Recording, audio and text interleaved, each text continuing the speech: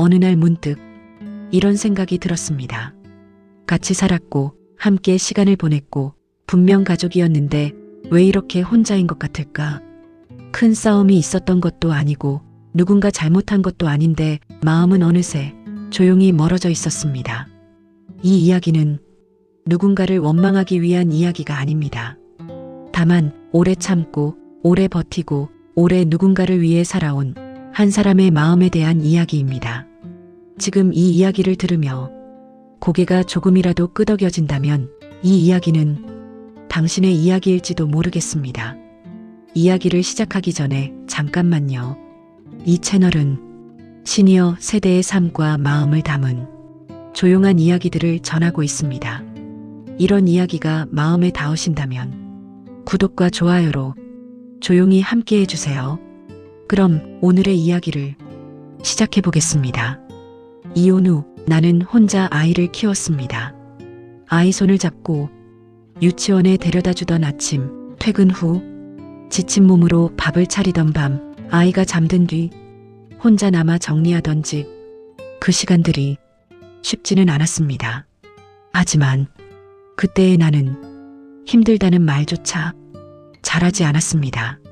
아이 앞에서는 늘 괜찮은 척했고 아이를 위해서라면 이 정도쯤은 당연하다고 생각했습니다. 내 인생이 잠시 멈춘 것 같아도 아이의 인생이 앞으로 나아간다면 그걸로 충분하다고 믿었습니다. 나의 꿈, 나의 외로움, 나의 시간은 자연스럽게 뒤로 밀려났습니다. 그렇게 사는 게 부모라고 생각했고 그게 책임이라고 믿었으니까요. 시간은 생각보다 빠르게 흘렀습니다. 아이는 자랐고 학교를 졸업했고 직장을 얻었고 자기 가정을 꾸렸습니다. 나는 여전히 그 자리에 서 있었는데 아이는 이미 다른 곳을 바라보고 있었습니다. 이제는 전화도 줄어들었고 찾아오는 날도 점점 뜸해졌습니다. 요즘 바빠서요. 이번 주말은 어려울 것 같아요. 그 말들이 틀린 건 아니라는 걸 알고 있었습니다. 아이에게도 아이의 삶이 있다는 걸 머리로는 이해했습니다. 다만 마음이 따라가지 않았을 뿐입니다. 난 내가 전부였는데 넌 이제 내가 없어도 괜찮아 보였습니다. 그 사실이 조용히 가슴을 눌렀습니다. 서운한 마음이 들어도 말하지 않았습니다.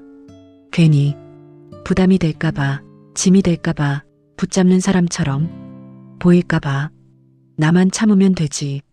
이 정도는 이해해야지. 그렇게 스스로를 설득하며 지나온 날들이 꽤 많았습니다. 하지만 말하지 않은 마음은 사라지지 않았습니다. 쌓였고 겹쳤고 어느 순간부터는 나조차 정리가 되지 않았습니다. 같은 집에 앉아 있어도 혼자인 것 같은 느낌, 그게 언제부터였는지 정확히는 모르겠습니다.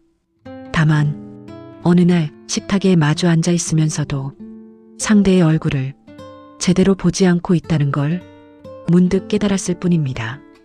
그 순간 처음으로 이상하다는 생각이 들었습니다.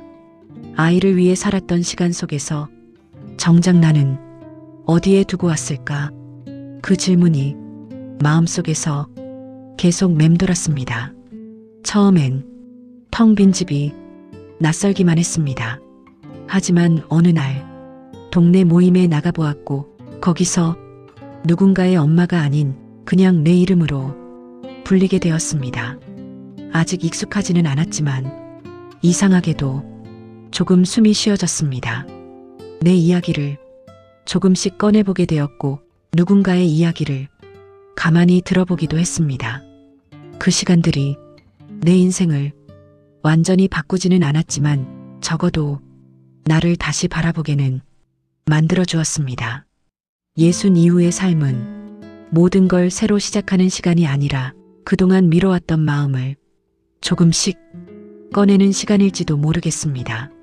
말하지 않아서 평온했던 시간도 있었지만 말하지 않아서 멀어진 마음도 있었습니다. 이제는 혼자서만 참지는 않으려고 합니다.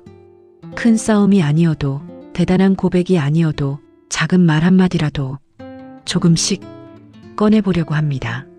너를 위해 살았던 시간도 분명 의미 있었지만 이제는 나를 위해 살아도 괜찮겠다고 조심스럽게 생각해 봅니다.